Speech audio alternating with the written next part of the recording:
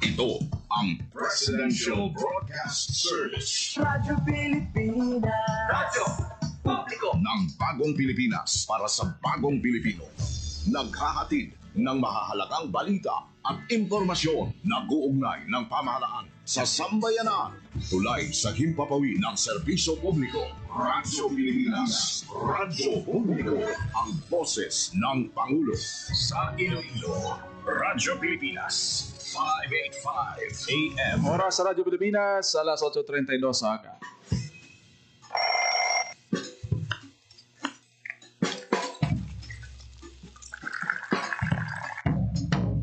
Aga sa Iloilo. Masako. Magahod. Mabagsik.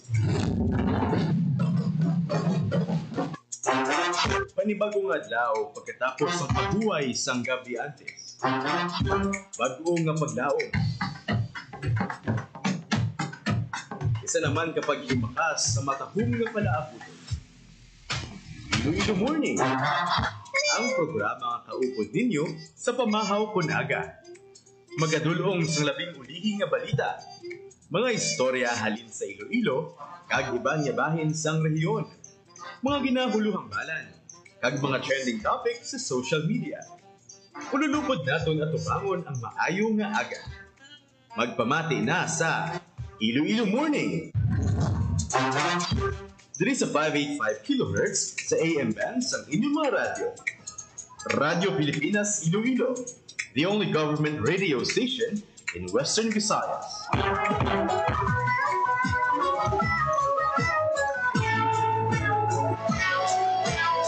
Pilipinas, good morning Western Visayas, Iloilo Morning Program na adlaw na kita sa Biyernes, Hunyo 13, tuig 2025. Masanaaw ang aton kalangitan, may makita naton si Haring Adlaw.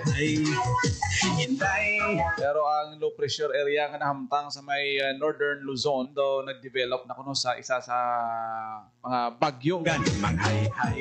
Pero tito malayo-layo man to, diri sa aton sininga lugar. Sa piyak sang mainit nga panahon, hindi ta mapakta Mount anytime, nagatupa na ang pagpanalithi, pagpanaguo, pag-ulan-ulan sa pila ka mga lugar naton. Ang dukan ko inday. Gani halong gid sa aton sini mga kauturan magdalagis ang proteksyon sa ikayong lawas. Sa Lunes nga adlaw magabukas na ang klase sa pampubliko nga bulutuan. Ginalauman naton nga mangin masako ang aton sini nga adlaw sa maabot nga June 16. Diri sa siyudad sang Iloilo, of course, kung magbalik ka niyang klase, balik man ang masako naton ng mga dalanon, balik ang traffic sa pila ka mga major streets diri sa may Iloilo City, kag subong palanggan ni maburubatyagan mo ng pagdamo sa mga salakyan. Ay ang iban nga mga bulutuan, nga mga pribado nga bulutuan sa siyudad sang Iloilo ang nakasugod na iya sa ila sini nga klase.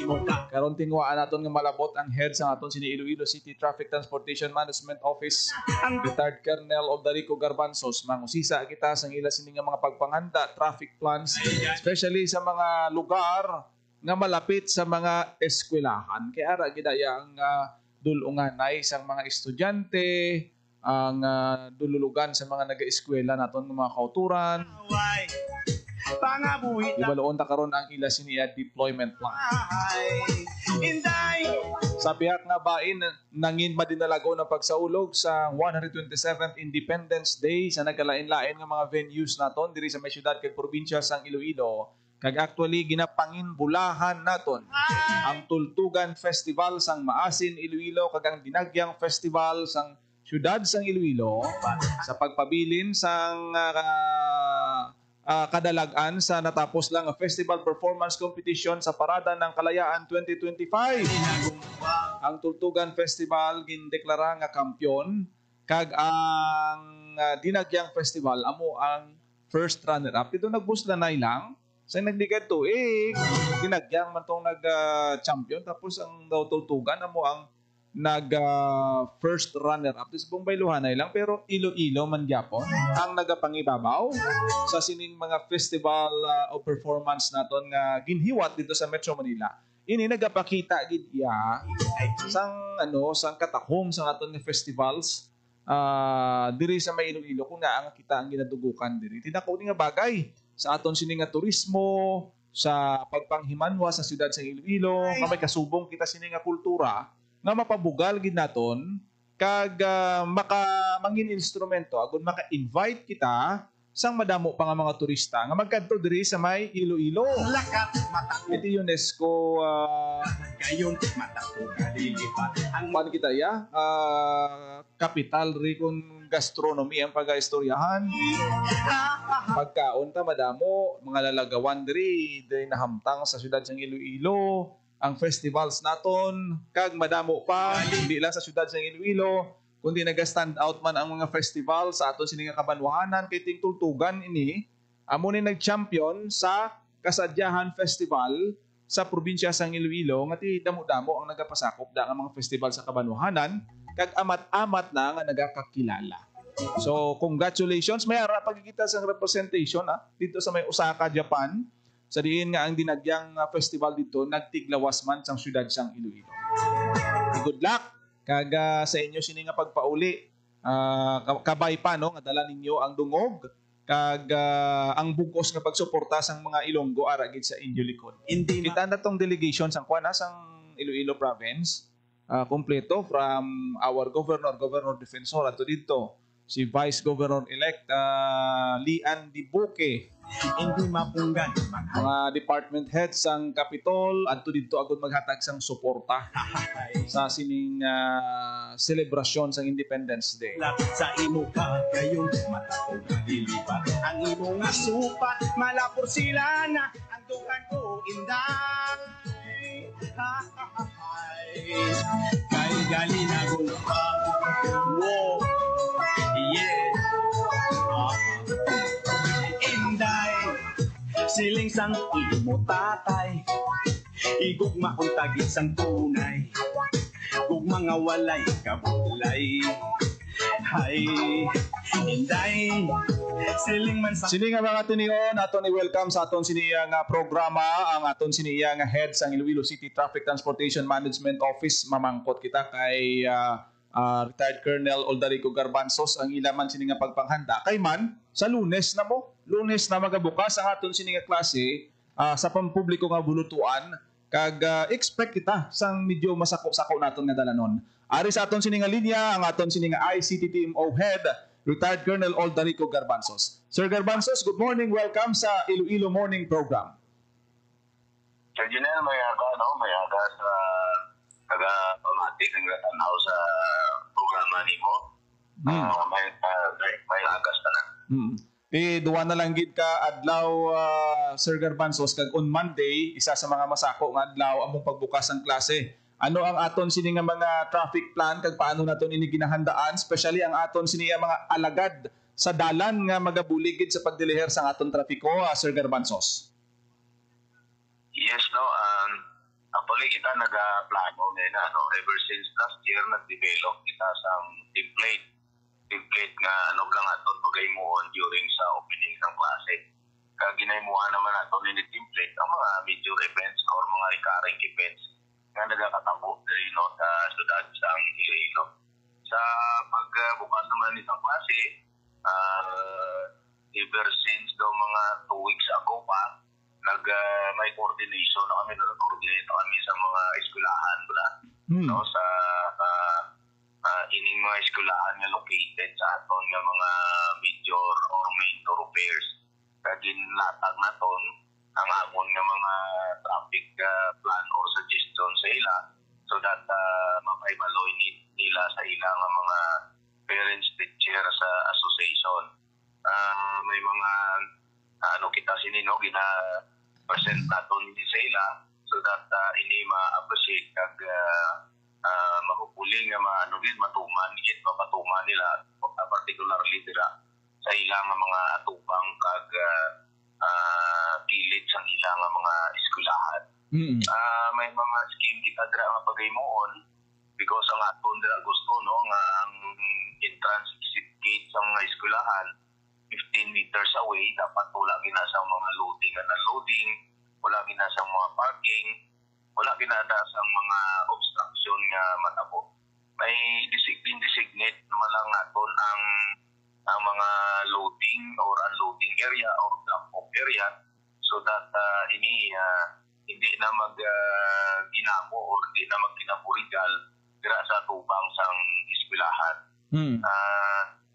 Amunin okay, ipahibalo na nila hindi sa ilang mga ginikanan.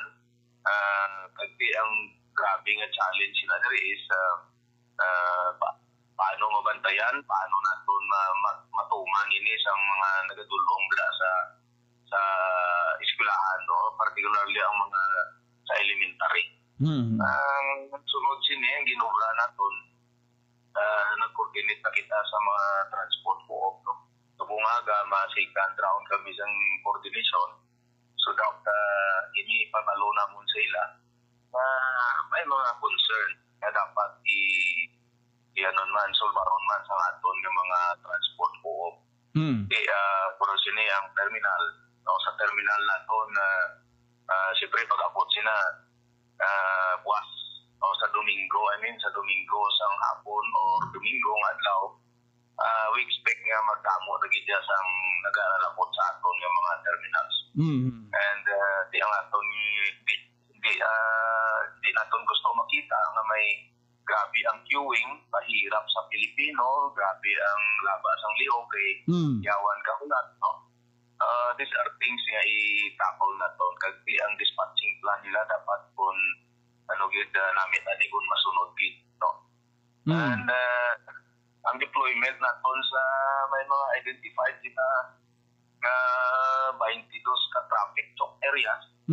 So amoy naton nga di na priority na dapat hindi mabayaan gid sa tao, particularly gid sa Monday kag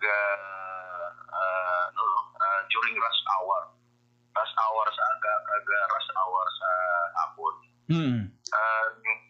Amo na ni ang aton nga deployment scheme kag di ang mga tubang sa eskwelahan i-deployan man nato nila, ang sa terminal pag-deployan man nato nila kag ang amon lang tani, no, sa mga transport po na kundi lang ang designated area sang loading kag unloadings, no, and dito lang tani sila. Medyo masako nagkikita sa Lunes, nagdisuay nga ang volume naman sa ang vehicles na magasulod diri sa Iloilo kung subong mula klase maging triple ini, no? So we expect na may traffic slowdown kita kag may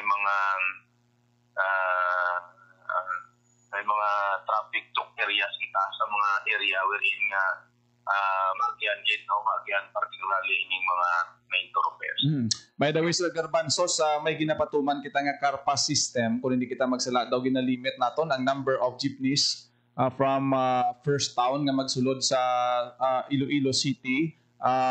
Gina-implement naton ini sa gyapon Colonel Garbanzos? Yes, sa first town naman ara man may agreement kita with the provincial government, with the transport co-op na muna 40% lang ang pasulod sa ila kagdi ang Carpass system muna no Carpass no entry. So pero in the past may mga may mga report nga ang iban diga kalikyat gid, no, bisa wala sang Carpass nagabiyahe pero may nadakpan naman kita. And muna no nga dapat ani i-follow na lang kung anong ang agreement nga yan naton kasi ang until now wala pagyapon ng provincial local public transport plan ng province. Nagtituay nga kita yan sige ang aton nga monitoring sa implementation sa aton nga Iloilo City local public transport route plan. By the way, Sir Garbanzos, sa inyo sining page may ara kamo sang anunsyo with regards naman ya sa deadline sang pag-apply sang franchise sa mga tricycle units naton. Kita sa nagligan naka-cover kita sang releasing sa mga plaka. Until when na lang pwede makaprocess ang application sa mga franchise naton sa tricycle diri sa may syudad sang Iloilo? Yes, no, nag-set kita na sang deadline para ini sa final day wherein kita mag-intensify ng isang operation again sa mga kulurong tricycles. Damo pa sang slot, no, nga nagkalabilin sa 33 na ruta. No, damo pa sang slot nga nagkalabilin balo ka nag-overall sila is 2,600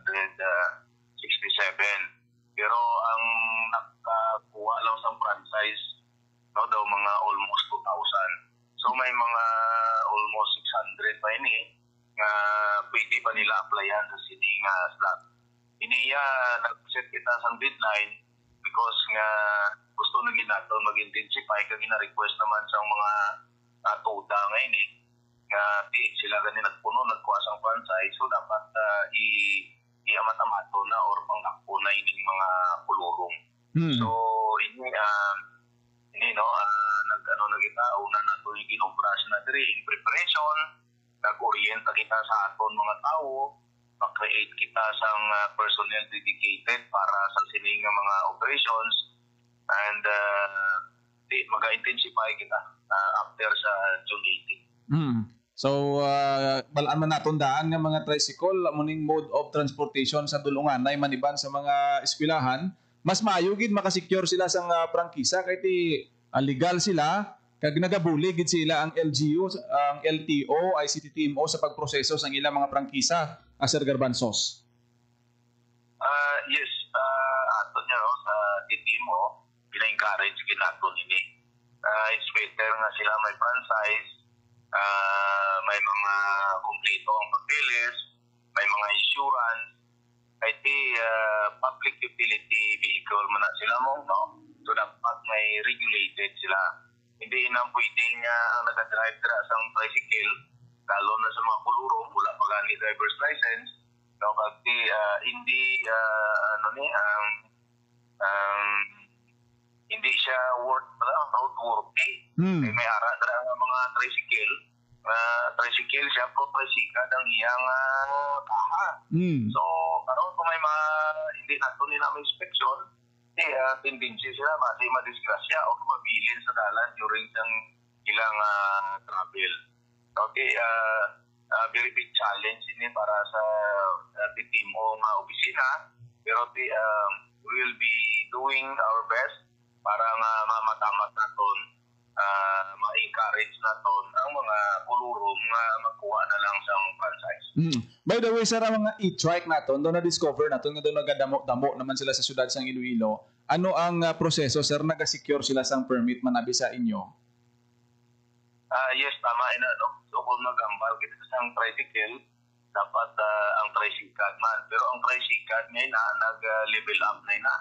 So kung nag-e-trike na sila. Yung sa amon lang, gina-review na namon na diri subong, no? Gina-review na namon ng mga franchises pag ginhatag sa mga tricycle. And may i-amend na to nini ang Regulation Ordinance 131, no? Nga ordinansa nga nag-regulate sa mga tricycle. These are priority regulation ordinance nga ilakton ginaton, i-propose naton sa council para nga may regulation manining aton nga mga e-trike. Kay sa subong, no, nagadamo sila.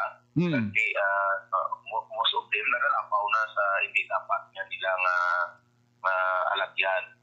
Kaya kung tanaw na doon ining mga e-trike, no, dapat sa inner road lang sila, sa barangay road or sa subdivision road lang din. Kaya hindi sila dapat mag-obstruct o mag-impede sa dalagan or sa tricycle nga ruta kag sa aton nga local public transport nga ruta. Ay ini sila to designated sa area so that ini amula na ang ilagid nga fixed route or fixed area sa ilagid nga pagbiyahe. Finally, ang imo mensahe na lang sa aton sini mga pumuluyo, mga motorista naton, especially sa opening of classes naton na Sir Garbanzos. Ang amo, no, sa TTMO, ang tanan nga nagatulod diri sa syudad sang Iloilo, dapat most of the time defensive driver kita. Dapat kung diri kita sa syudad sang Iloilo, mag-follow kita sang traffic rules and regulation. Para ma-avoid ang mga accidents, these are our reminders, no. Kag maabot ma-avoid ang mabala ka kay takpon ka, so dapat kita maging responsible citizen kag law-abiding citizen insofar sa aton traffic. Magadamo ang salakyan nga makapadulong sa syudad. So it's better nga sa Monday o agahan pa nila, hindi expect nila ang slowdown o moderate to heavy traffic situation, particularly sa mga areas wherein nga naga-converge gid ang aton nga mga talakyan, no? Ang private ug ang mga public utility vehicles. Pero palabaon yun ang pasensya, parang makaabot sila sa ilang padulungan nga safe. Madamo nga salamat, Sir Garbanzos, sa imo time ginhatag diri sa Radyo Pilipinas Iloilo. Thank you and good morning. Thank you man, Sir Janel. Nabatian si retired Colonel Oldarico Garbanzos sa aton sini Iloilo City Traffic Transportation Management Office. May kaangtanan sa ila sini nga mga pagpanghanda. Actually, dugay naman nila na nahandaan ang opening of class sa maabot yang Lunes. Sa aton mga motorista, cooperate kita, no, sa aton sini nga mga ordinansa sa siyudad sa Iloilo. Sa mga jeepney drivers naton, hindi ka mo magpahuros-huros da, inagaway pasahero. May mga areas kita sa siyudad sa Iloilo, may mga dalanon nga gina-repair Sa akon nga tunay. tikis tungod sang kagutok kung kulang ka sa pasensya tuod kag huros-huros ka pa mag-drive, makabunggo, makasagait kada karon. Hindi lang ikaw ang naapektuhan kundi ang mga gasunod sa imo nga mga salakyan, mga traffic na hulaton pa investigador, picturean ti mga kasubong sina nga huol. Ay gali na kumbang. Wow. Among masugata naton sa aton siniya nga mga dalanon. So sa Lunes nga adlaw, kabay pa cooperate kamo. Damo na sa mga announcements ang aton sini Department of Education, PNP, ICT-TMO. So comply kita kung may kalatuan gid nga daw kinahanglan mo temprano transaksyon mo, ahead of time. Dapat padulong ka nga daan, especially kung diri ka sa siyudad sa Iloilo magkanto, mga opisina kadtuan mo.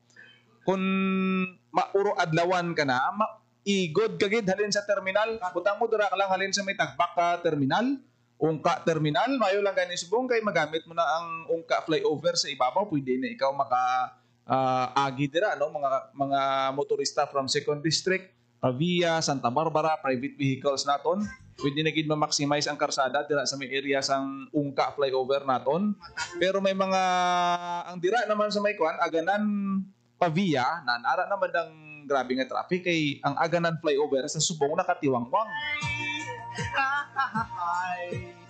Kay gali. So kabay pa nga mangin tayo yun may ara gid na ang mga problema sa una nga adlaw, siyempre adjustment period ginaliwat.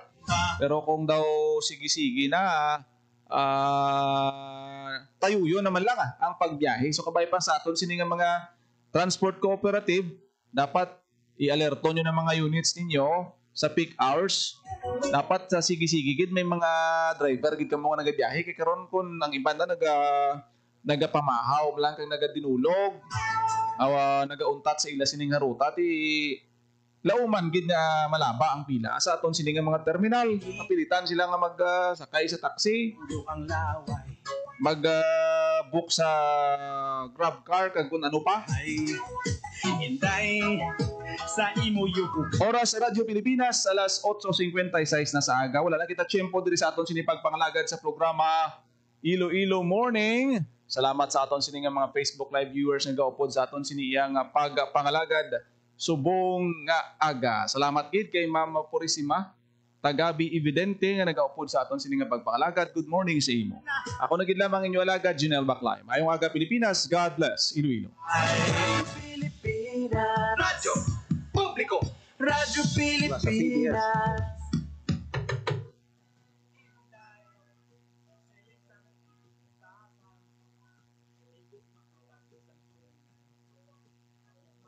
Ang inyong tulay sa himpapawid ng serbisyo publiko, ang Presidential Broadcast Service, Radyo Pilipinas, Radyo Publiko. Radyo Pilipinas. Radyo Publiko. Kinilala ng pag-international at prestigyosong Asia-Pacific Broadcasting Plus Awards 2025 para sa kategorya ng government streaming. Ito ay dahil sa epektibo nitong pagsasanib ng mga tradisyonal na media tulad ng telebisyon, radyo at print para masabayan ang mabilis na pag-inog ng mundo ng digital at social media tungo sa mas epektibong paghahatid ng mahahalaga at napapanahong mga impormasyon sa mamamayang Pilipino. Kinilala rin ang Radyo Pilipinas dahil sa patuloy na pag-akyat ng rating. Ngayon ay matatag sa pang-4 na pwesto sa Mega Manila ayon sa pinakahuling Nielsen Radio Audience Measurement Survey. At sa social media, nakamit ang mahigit 2,000% pagtaas ng bilang ng mga sumusubaybay sa Radyo Pilipinas page sa unang bahagi ng 2025.